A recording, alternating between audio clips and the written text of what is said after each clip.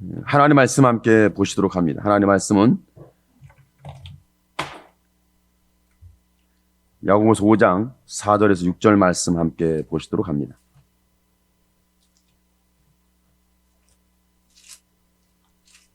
하나님의 말씀은 야고보서 5장 4절에서 6절 말씀입니다. 신약성 375면에 야고보서 5장 4절에서 6절 말씀 함께 한 목소리로 보십니다.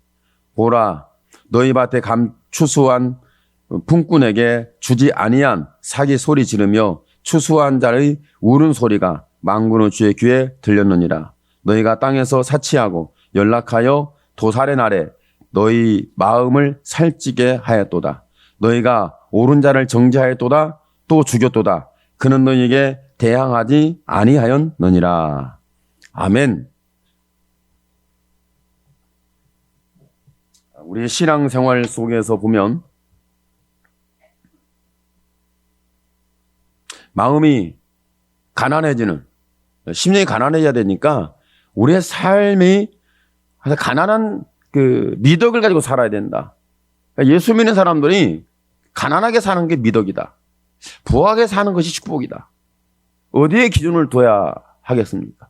각 사람의 입장과 상황에 따라 나는 부해야, 부유 속에 있어야 하나님의 축복이라고 나는 생각한다. 가난함 속에 사는 것은, 미덕이라고 보는 것은 이건 좀 우리가 시대에 맞지 않는 생각일 수 있다. 이렇게 말할 수 있겠습니다. 그런데 내가 심령이 가난한 미덕 가운데 있던 삶이 가난해도 이것이 예수 믿는 사람의 어떤 기준인 것처럼, 예수 믿는 사람은 그렇게 살아야 하는 것처럼 생각할 수 있죠.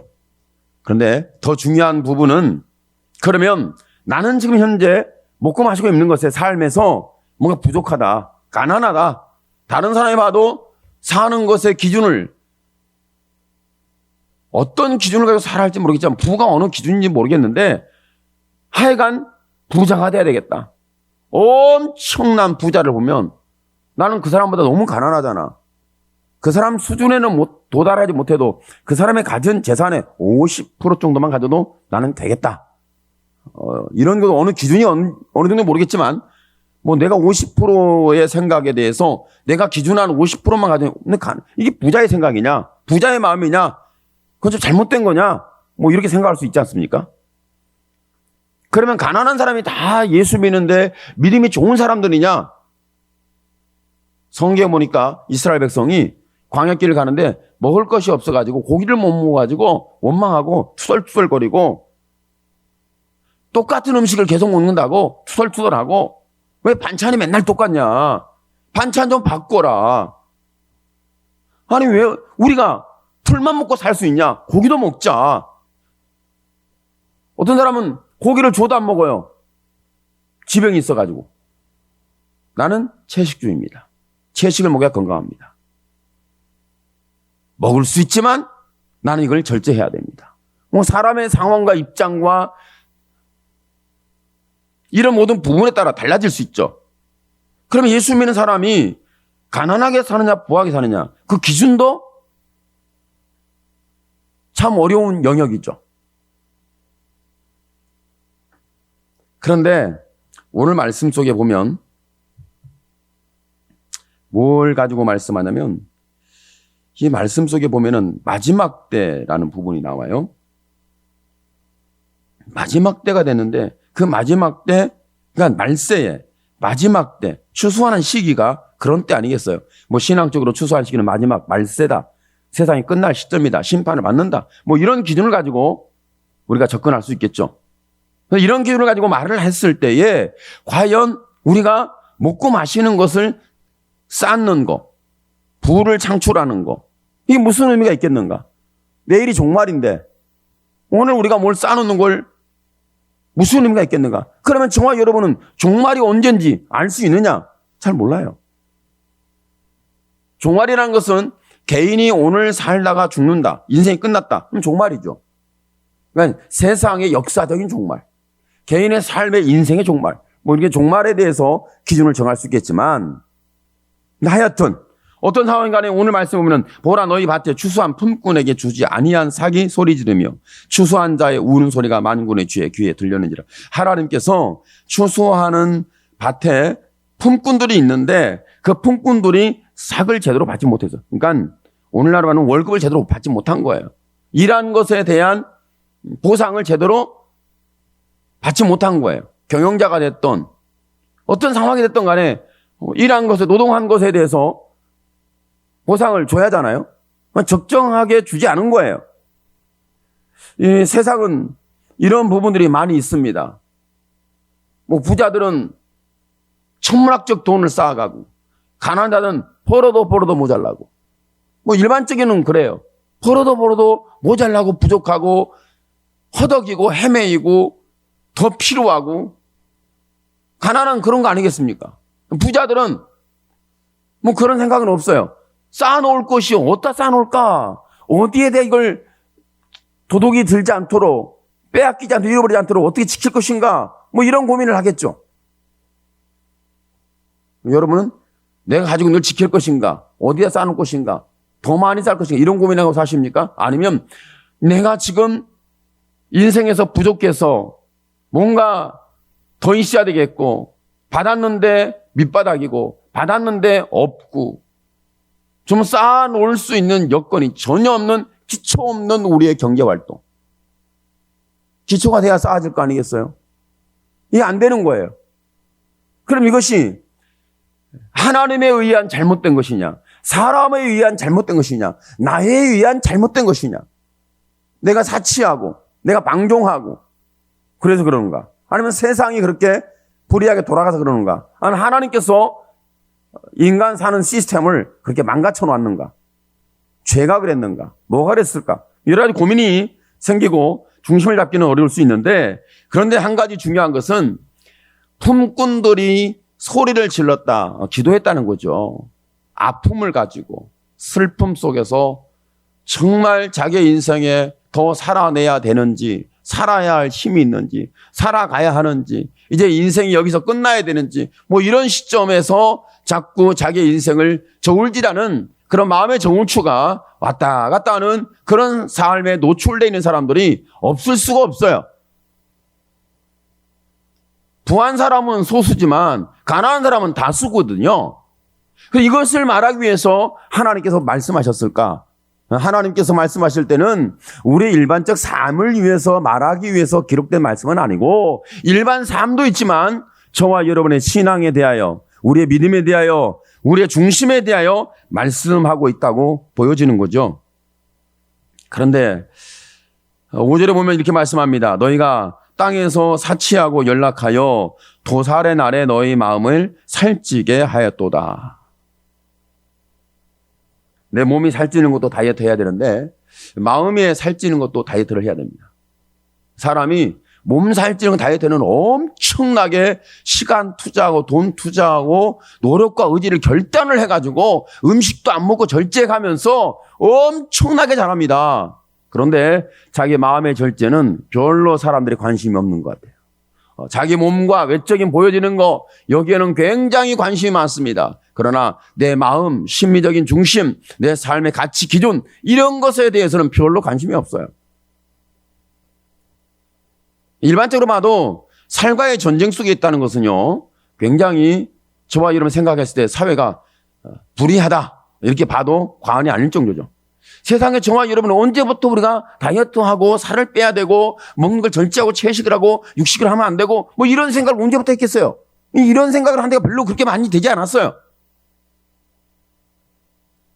제가 알기로도 어느 사모님이, 그때니까 1990년 초니까 사모님께서, 어느 사모님이 뭘 했냐면 수영장에 가서 수영을 했어요. 아, 수영장이 아니구나. 에어로빅 댄스.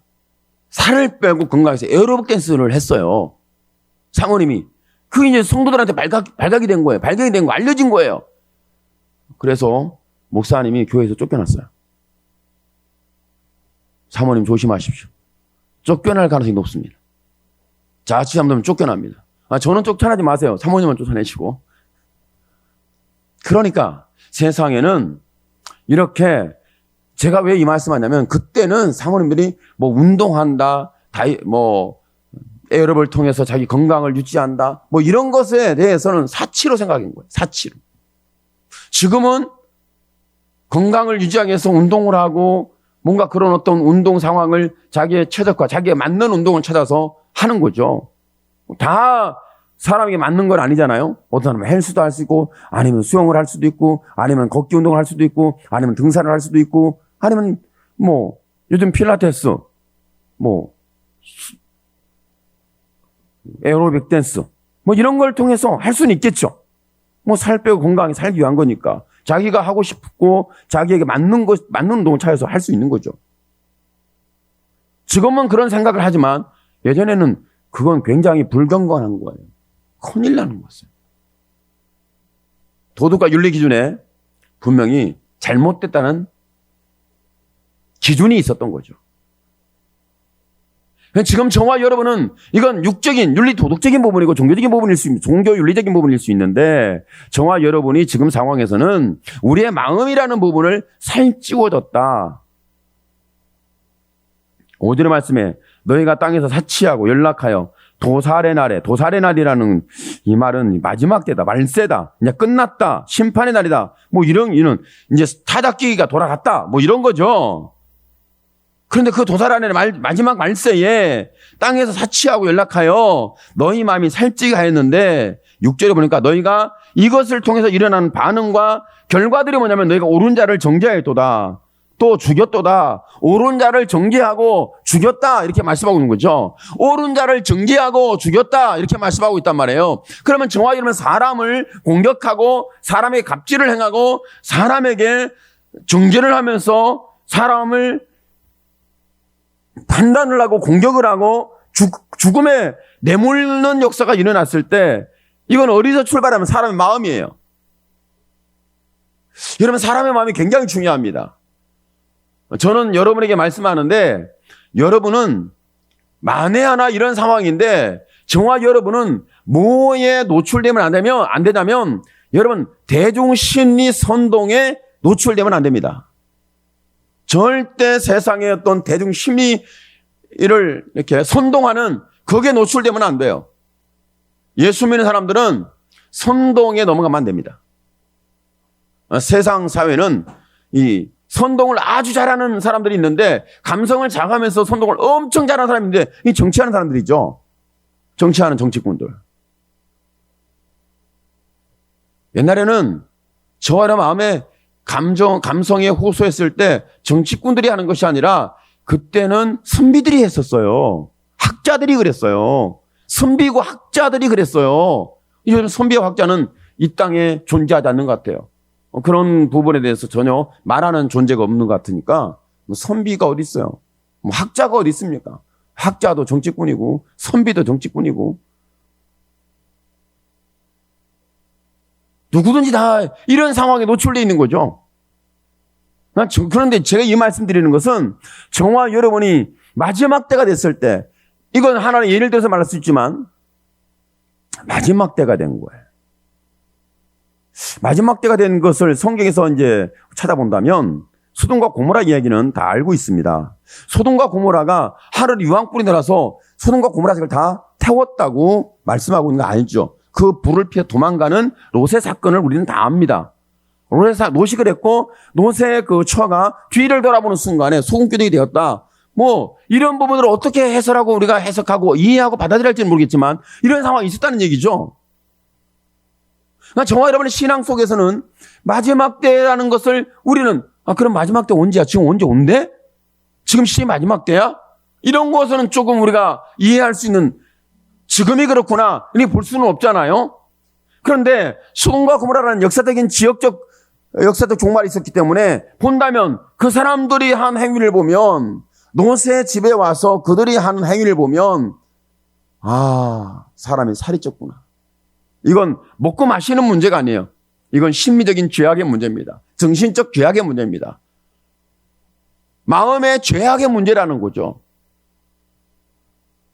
오늘 저와 여러분 속에는 마음 중심을 보신 하나님 앞에 여러분의 마음이 백지창처럼 드러나길 축복합니다. 하나님은 여러분이 지금 살을 쪘냐 아니면 건강하냐, 살이 쭉 빠져서 야 건강해 보인다, 멋있게 보인다, 아름다워 보인다. 하나님은 이런 거 전혀 안 봅니다. 사람들이 보는 관점이지 하나님은 절대 안 봐요. 하나님 보실 때는 뚱뚱해도 예수 믿으면 하나님이 허허허 웃습니다. 웃어줍니다.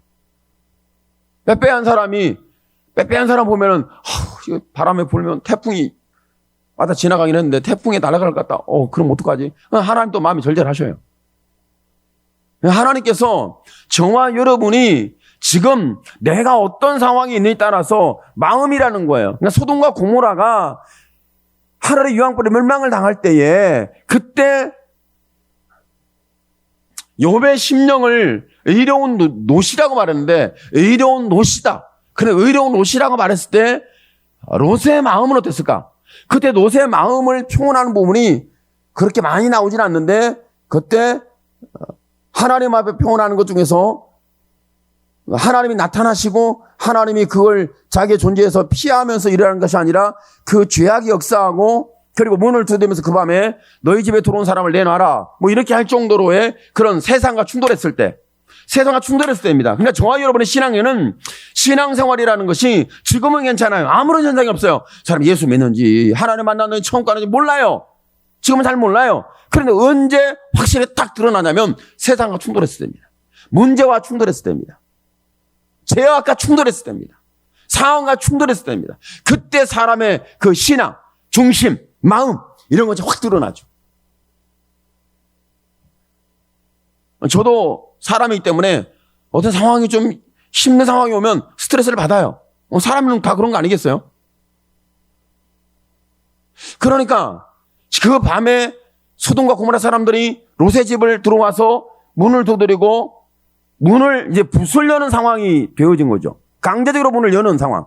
남의 집을 집단적으로 문을 연다는 것은 이건 굉장히 심각한 상황이죠. 세상이 얼마나 지금 심각한 데는지. 여러분 그렇잖아요. 마켓을 많은 사람들이 집단적으로 이걸 도둑질을 한다. 뭐 우리나라는 아직도 그런 일은 없지만 그런 일이 있다는 해외적인 사건들을 우리는 자꾸 들었잖아요. 그럼 보면 쟤들은 뭐 하는 애들이야. 아니 왜 쟤들은 일도 안 하고 땀도 안 흘리고 그 마켓을 문을 부수고 집단으로 도둑질해서 가지고 강탈하고 가냐고. 그것이 세계에서 그래도 선진국이라고 하는 그런 나라에서 그런 일이 벌어지면 쟤 미쳤나 보다. 그런 상황이 우리가 이해가 되는 거죠. 근데 저와 여러분의 마음이 어떻고 우리의 윤리의식이 어떻고 우리의 가치관이 어떻고 우리의 믿음이 어떤지는 언제 알 수 있냐면 저와 여러분이 우리의 마음이 드러날 수 있는 이런 극단적이고 극악적이고 우리 힘든 여건이고 뭔가 충돌했을 때 일어날 거라는 거죠.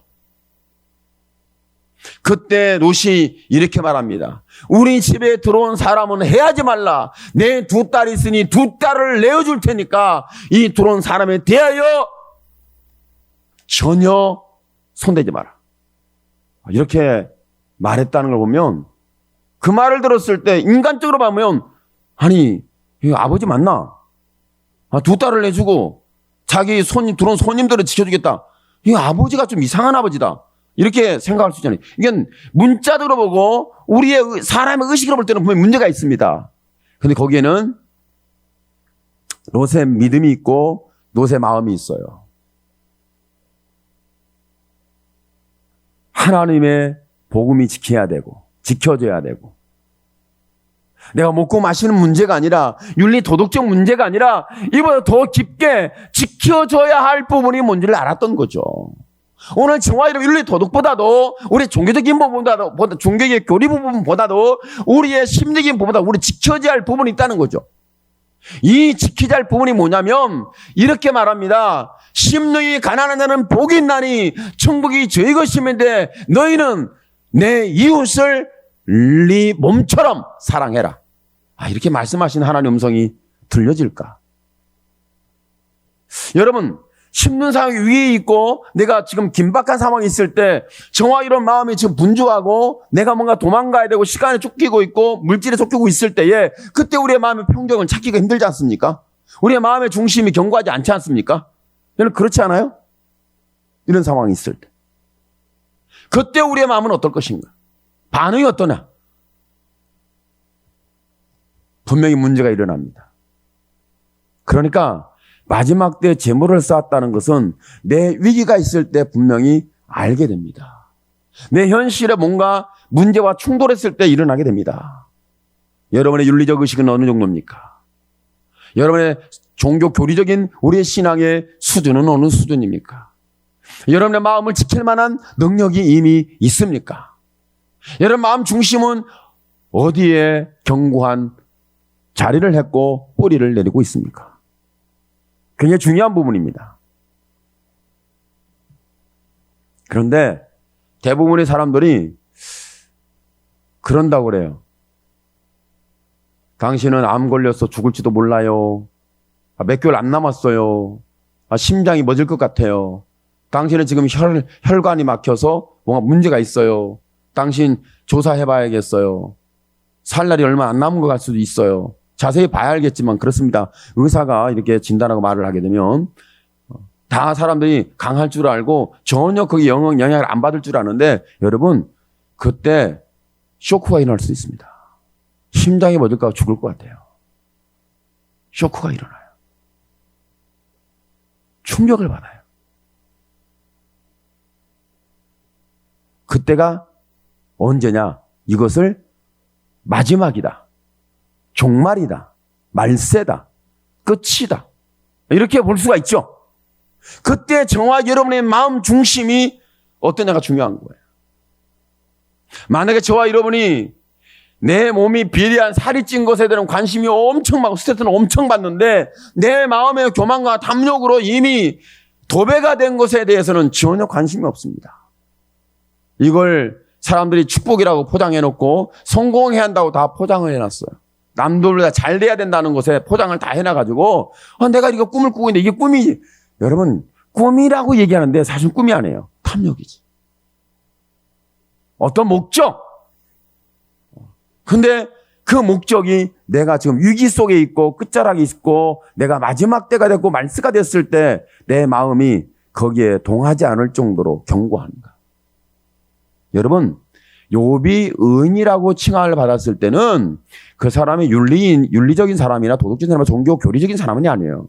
이런 상황이 있을 때 자기 두 딸을 내놓을 정도였으면 이는요 이 상황에 대해서는요 아무도 이 부분은 사람의 생각으로는 이해를 못하게 돼 있습니다. 사람의 의식으로는 이해를 못합니다. 사람의 기준으로는 알아듣지를 못합니다. 사람의 기준으로는 해석이 안 됩니다. 사람의 기준으로는 미쳐 놔둡니다. 왜? 이해를 못하니까. 어떻게 이해 안 되는 말씀을 기록해놨느냐. 그런데 저와 여러분이 롯의 심령을 봤을 때 지금 시대가 마지막 때가 되어서 이미 하나님이 오시지 않으면 하나님의 말씀이 지켜지지 않으면 복음이 지켜지지 않으면 내 마음의 믿음의 중심이 지켜지지 않으면 세상은 이 어둠에서 문이 활짝 열려서 나도 있고 너도 있고 다 공멸하는 이런 사건이 일어날 것을 봤던 거죠. 여러분은 세상의 마지막을 보기를 축복합니다. 여러분의 인생에 대하여 내가 하나님께 갈 날이 가까웠구나. 이걸 보게 되기를 나 젊으니까요. 걱정 안 해도 돼요. 걱정하지 마십시오. 빨리 갈 수 있습니다. 이런 상황인 거예요. 그럼 우리의 마음이 이런 상황이 왔음에도 불구하고 여러분 마음 중심이 견고히 하나님의 나라와 말씀과 신앙과 하나님의 관계 속으로 연결이 되어 있기 때문에 내가 무너지지 않는 반석인데 그래 이 반석이 된 이 사람을 이렇게 말합니다. 마음이 다이어트 된 사람이다. 오늘 저 여러분 살 다이어트 하지 마시고 마음을 다이어트 하시기를 축복합니다. 마음을 다이어트 해야 돼요. 자꾸 살만 다이어트 하려고 그래요. 우리 신앙생활하는 그리스도인들이 관심이 살이에요. 살과의 전쟁. 다 얘기하면 아줌마들 만나 얘기하면 살 쪘니 안 쪘니 몇 킬로야 다 몸무게 물어보고 몸무게 재느라고 정신병 걸렸어요. 너무 심했나? 나 배 나왔다. 나 살쪘다. 하는 얘기가 첫인자가 너 배 나왔니? 너 살쪘니? 그 소리 듣는 거라 충격을 받고 스트레스 확 받습니다. 그러니까 명절 때 살 얘기하지 마시고 몇 킬로나 얘기하지 마시고 살쪘으면 야 멋있다. 힘있게 보인다. 장수로 보인다. 행복해 보인다. 네가 얼마나 행복했으면 그렇게 마음 평화했으면 살이 좀 뚝뚝 쪘겠냐. 이 상황이 안 맞는 얘기. 스트레스 받아 살찌지 편안해 살찐 사람이 어디 있어요. 다 알죠? 스트레스 받아서 할지지 평안을 할지 사람이 어딨냐고. 근데 이걸 보지 말고 그 사람의 마음을 볼 수 있는 눈이 누가 있겠냐고. 하나님께서 우리의 사람의 마음을 보았기 때문에 오늘 말씀 속에 있는 굉장히 중요한 말씀이에요. 6절을 읽습니다. 시작. 너희가 옳은 자를 정죄하였도다 또 죽였도다. 그는 너희에게 대항하지 아니하였느니라. 정죄를 받고 죽음에 이르는데 대항하지 않았다. 여러분 비판받고 여러분 공격을 받는데 여러분이 죽음의 위기 속에 있는데 여러분이 아무런 말도 않고 변론도 않고 대항하지도 않고 죽이면 죽여라. 아이 그래 나 이제는 죽는 거야. 하나님 나라 가는 거지. 할렐루야. 뭐 그럴 사람이 어디 있겠어요. 누가 나를 생명의 위협을 주고 위기를 주고 나를 비판하고 정죄하고 나를 내 인격을 모독하고 만약에 내가 세상 사회에서 이미 죽음에 노출되는 이런 상황이 발발하는 이런 상황이 전개되는 이런 상황이 주어진다면 아마도 저와 여러분은 가만히 있지 않을 거예요. 지렁이도 밟으면 꿈틀거린다. 아 이런 말 있잖아요. 지렁이가 밟으면 꿈틀거려요. 그건 당연한 거죠. 그런데 오늘 말씀에 하나님이 뭐라고 말씀해요? 예수님은 대항하지 않았다. 우리 예수님처럼 살 수는 없습니다. 사람이니까. 대항하지 않았다. 이 말은 뭐냐면 대항하지 않았다고 말씀하는 부분에 의해 본다면 하나님은 세상이 비판하고 정죄하고 공격함에도 불구하고 하나님은 지금도 반응이 없습니다. 하나님을 지금 다 죽였어요. 하나님 없다고 지금 다 도살해 놨어요. 세상은 예수님 십자가의 사건이 여러분 2000년 전에 갈보리산에 있는 사건으로만 해석하는데 그렇지 않습니다. 오늘날도 하나님에 대해서 하나님을 죽이고 비판하고 정죄하고 손가락질하고 하나님을 도전하는 이런 악습과 교만과 지식의 교만이 여러분 세상에 넘쳐납니다. 그런데 하나님은 가만히 계세요. 그걸 듣고 하나님 반응했으면 세상은 불바다 됐습니다. 김일성만 건드려도 김정만 건드려도 불바다가 된다는 소리가 자꾸 나오는데 여러분 하나님을 건들면 불바다 정도가 아니에요. 그런데 하나님이 아무런 반응을 안 해요. 교회를 말살을 하든 교회에 다니는 사람을 죽이려고 하든 예수 믿는 사람을 죽이든 하나님이 아무런 반응을 안 하는 것 같아요. 우리는 속이 터지죠. 우리는 막 미치겠죠. 우리는 화딱지가 막 나죠. 아니 하나님이 계시다면 가만두면 되겠느냐. 저놈들을 불러 싹 쓸었으면 좋겠다. 근데 오늘 말씀에 하나님은 대항하지 않았다. 은혜로운 말인지 화나는 말인지 어떤 말인지는 은혜로 들려지는 사람에게는 은혜가 되겠지만 또 마음이 불편한 사람에게는 불편하게 들려질 수 있습니다.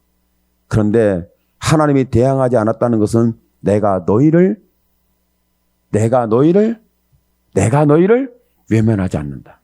너희가 죄를 졌음에도 불구하고 너희가 심판을 받아야 함에도 불구하고 저주를 받아야 함에도 불구하고 지옥 불에 던져져야 함에도 불구하고 내가 기다리는 것이 하나님의 대항하지 않는 하나님의 방법이에요. 이거 하나님의 사랑입니다. 세상을 공멸시키지 않는 것도 하나님의 사랑이에요. 사람들이 막 원망하고 불평하고 책을 쓰고 영화를 만들면서 하나님에 대한 도전하고 하나님을 죽이고 하나님에 대해서 비판하고 정죄하고 이런 것도 엄청나요. 하나님께서 그 사람을 오늘 갑자기 이렇게 헤롯 왕이 자기가 한 일이 하나님의 영광인데 하나님의 영광 돌리고 자기 영광을 다 거머쥐니까 성경에 충이 먹어 죽으니라. 이 말씀이 전 참 은혜가 되는데 충이 먹어 죽으니라. 벌레 한 마리의 인생이 끝났다. 그 대단한 그때 당시에 최고의 권력이라고 하면 최고의 권력, 인간적으로는. 그리고 이제 그걸 신앙적으로 보면 죄악의 권력이에요. 다시 말하면 죄가 권력화됐고 죄가 정치화됐어요. 요즘 세상 다 그런 세상 아닙니까? 푸틴 그러면 어떻게 생각하세요? 전 나쁜 놈. 김정은 하면 악의 축. 이 정도는 생각하고 있죠. 혹시 여러분이 김정은 악의 축이 아니라 김정은은 조선 땅에 남북의 조선 땅에 구세주 이렇게 생각하는 사람은 없겠죠. 북한에서도 그렇게 생각 안 해요. 북한에서도 그런 생각 안 해요. 소수만 그렇게 쇠뇌될 뿐이지. 이런 상황이 있는데, 그냥 하나님께서 이런 존재들을 그 죄악이 정치화 권력화됐잖아요. 심각한 건요, 정치화된 죄와 권력화된 죄보다 더 심각한 게 뭔지 아세요? 종교화된 죄예요. 종교화. 이 종교화된 죄에 대해서 조금 더 제가 설명하자면 그런 부분이에요. 종교화된 죄는 뭐냐 그러면 자기가 의롭다고 포장해 놓은 거예요. 이게 종교화된 죄예요. 윤리화된 죄. 윤리화. 나는 윤리 인격적으로 난 괜찮아. 나 잘하고 있잖아. 이게 윤리화된 죄예요. 종교화된 죄는 자꾸 포장해요. 자기는 절대 천국 간대요. 지옥 안 간대요. 그 윤리화된, 종교화된 죄거든요. 왜 그러냐면 하나님이 그런 수많은 죄에 대하여 대항하지 않았어. 침묵했어. 그리고 갈보리 산을 올라가 십자가에 자신을 못 박아 내어주었어요. 이것이 인간을 살리고 구원하는 하나님의 사랑이에요. 저와 여러분을 구원하는 하나님의 사랑입니다. 사람들이 이해하고 이해하지 못하고는 그건 사람 몫이죠. 사람 몫이에요. 저와 여러분 몫이죠. 뭐 이해를 못하는데 어떡할 거예요? 사람들이 다 얘기하면, 말하면, 대화하면 다 통할 줄 알고 다 이해하고 다 받아들일 줄 아는데 전혀 그렇지 않습니다. 그렇지 않아요. 오늘 말씀 속에 있는 부분에 정말 은혜가 되는 게 마지막 때 우리의 마음이 살찐 거예요.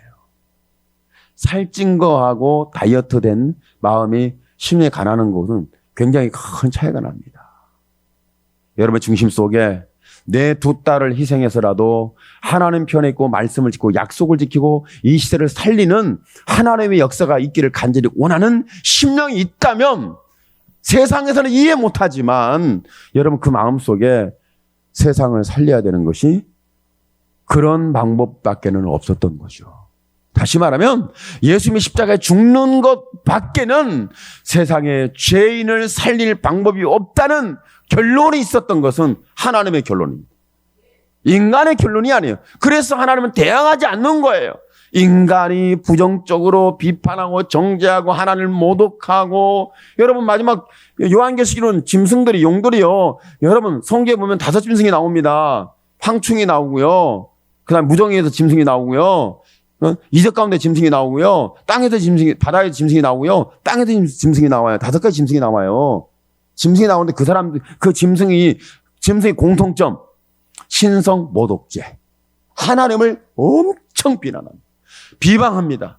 그 예수 믿는 사람을 비방합니다. 그리고 하나님 말씀을 지키는 사람을 비방합니다. 하나님 나라에 있는 사람을 비방합니다. 성경에 그렇게 나와요. 그런데 하나님께서 대항하지 않아요.